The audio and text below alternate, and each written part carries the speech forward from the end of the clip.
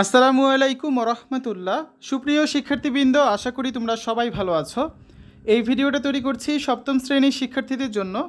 2024 সালের সপ্তম শ্রেণীর স্বাস্থ্য সুরক্ষা বইয়ের ষষ্ঠ অধ্যায় আমি হব আমার স্থপতি এর 6 নম্বর পর্বে আজকে আমরা দেখব 101 পৃষ্ঠা ছকের সমাধান। শিক্ষার্থীরা, তোমরা যারা এখনও অন্যান্য বিষয়ের ভিডিওগুলো দেখোনি তারা আমাদের চ্যানেলের প্লেলিস্ট অপশন থেকে ঘুরে আসতে পারো।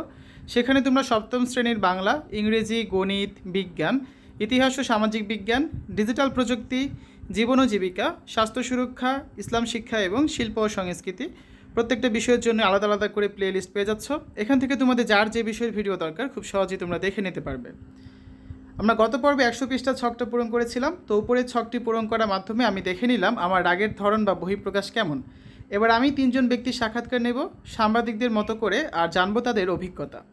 প্রথমে আমার পাশে থাকা বন্ধুর কাছ থেকে জানবো তার রাগের বহিঃপ্রকাশ নিয়ে। সাক্ষাৎকার 1, বন্ধুর সাক্ষাৎকার। এখানে দেখো, তুমি কি এমন কোনো ঘটনা মনে করতে পারো যখন তুমি রেগে গেছো?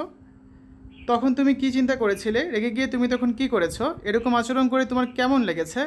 রাগের সময় অন্য কেউ যখন কথা বলতে আসে তখন তোমার কেমন লাগে? এই আচরণটি করে কি তোমার সমস্যার সমাধান হয়েছে? এভাবে করে এখানে একটা ঘটনা এবং তার সম্পর্কিত কথাগুলো লিখবে, আর এখানে ঘটনা 2 এবং তার সম্পর্কিত কথাগুলো লিখবে। তো শিক্ষার্থীরা, চলো এখন হচ্ছে আমরা 101 পৃষ্ঠা যে ছকটা রয়েছে এটার সমাধানটা করে ফেলি। তো প্রথমে হচ্ছে আমরা 1 নম্বর ঘটনাটা দেখব। ঘটনাটা হচ্ছে কি, যে বিদ্যালয়ে আসার পথে আমার জুতাটি ছিঁড়ে গেছে। ঠিক আছে, বন্ধু সাক্ষাৎকারে বন্ধুর কথা বলছে, সে হচ্ছে ঘটনাটা মনে করতে পারে। তখন সে কী চিন্তা করেছিল যে বিদ্যালয়ে যাব কি পায়ে দিয়ে। রেগে গিয়ে তখন সে কী করেছে, জুতা জোড়া হাতে নিয়ে খালি পায়ে বাসায় ফিরে গেছে। এরকম আচরণ করে তার কেমন লেগেছে? মোটেও ভালো লাগেনি। রাগের সময় অন্য কেউ যখন কথা বলতে আসে তখন কেমন লেগেছে? আরও রাগ হয় ও মেজাজ আরও খিটখিটে হয়। আর এই আচরণটি করে কি সমস্যার সমাধান হয়েছে? এ ধরনের আচরণ করে আমার সমস্যার কোনো সমাধান কিন্তু হয়নি। এবার দেখি 2 নম্বর যে ঘটনাটা ছিল। বিদ্যালয়ে আসার পর আমার কলমটি হারিয়ে গেল। এক্ষেত্রে তখন আমি কি চিন্তা করেছিলাম যে লিখব কি দিয়ে। রেগে গিয়ে তখন তুমি কি করেছো? না লিখে বসে থাকলাম। এরকম আচরণ করে কেমন লেগেছে? মোটেও ভালো লাগেনি। রাগের সময় অন্য কেউ যখন কথা বলতে আসে তখন তোমার কেমন লাগে? ভালো লাগে না। এই আচরণটি করে কি তোমার সমস্যার সমাধান হয়েছে?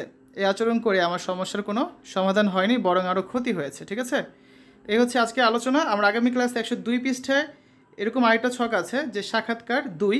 এবার পরিবারের একজন সদস্যের সাক্ষাৎকার নেব এবং সেটা হচ্ছে আগামী পর্বে আমরা পূরণ করে দেব। তো শিক্ষার্থীরা, এতক্ষণ তোমরা দেখলে সপ্তম শ্রেণী স্বাস্থ্য সুরক্ষা ষষ্ঠ অধ্যায় 101 পৃষ্ঠার সমাধান। আশা করি ভিডিওটা তোমাদের কাছে ভালো লেগেছে। আজ এখানে বিদায় নিচ্ছি। আল্লাহ হাফেজ।